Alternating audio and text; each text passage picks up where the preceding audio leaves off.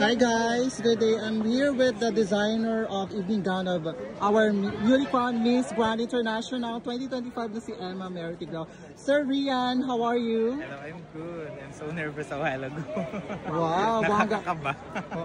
How did you feel na nakuha natin yung crown? And syempre, and finally, actually, I'm very happy at the same time kasi first na crown ko for Miss Grand International. So, ayun, and I'm very happy kasi syempre, at least yung mga Filipinos, nag back-to-back winning tayo. ang galing. I love the gown. Ano yung story about the gown of Emma? It's like a triumphant return. Parang kasi syempre si Emma is competed before.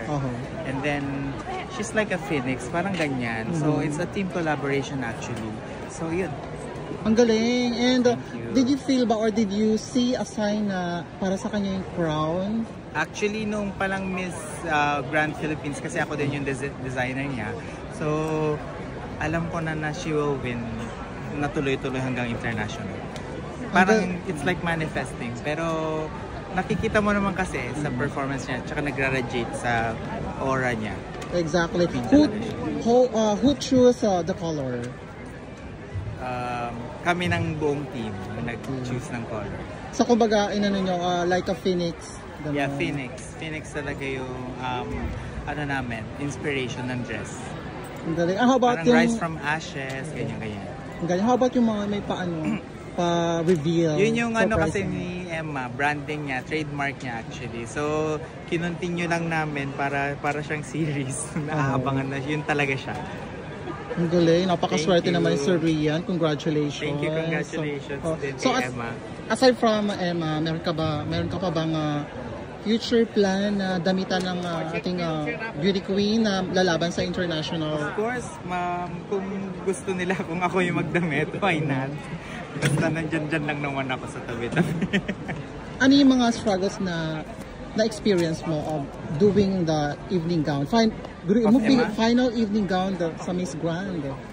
Ang struggle ko is because parang I was not here in the Philippines nung ginagawa yung from the planning, yung paalis ako planning, yun na yung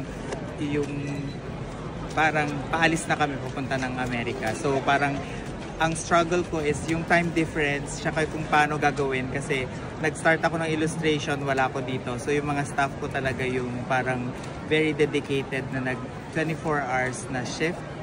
Every day yun for how many? Parang mga less than a month to finish yung final gown ni Emma. Sir Rian, did she chose the color or you chose it by you? Team collaboration yung color. So yun, kasi nag-look test kami dun sa atelier before I leave. So nagdamit siya ng iba't ibang mga color. Tapos kung ano yung parang feeling namin at feeling ko din na mas nag-glow siya yun. Kaya nag-choose kami ng red orange. Yeah. Ang galing. Final gown. Congratulations. Talagang kumikinang sa sa stage. So, diba? At naiiba yung gown niya, in fairness. So.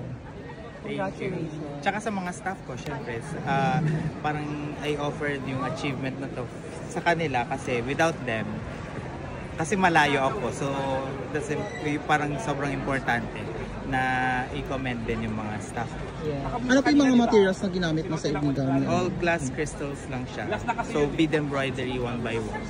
Sa tingin yung mga ilang kilo? Na pinagpilian, ilan yung gown siya na lang for final gown? Isa lang. Silang talaga? Yun talagang pinaka-final. Silang talaga? So wala siyang na options? Ayan! Isa lang yung Isang color lang. Yun talagang sa finals. Mga ilang kilo kaya yun, sir? Ano lang, siguro mga 6 kilos, gano'n, yung dress. Pero yung cape magaan lang kasi fed. Any message to our, of course, newly fans, kay Emma Tiglao? Ang message ko to our Filipino fans is to continue support and to continue to love our candidates and let's make love na lang sa isa't isa lagi. Wala nang away-away. Hashtag love the Philippines. Love the Philippines. Congratulations, Sir Rian! The one and only. The one and only talaga si Sir Rian. Nag-isa ka. Yeah.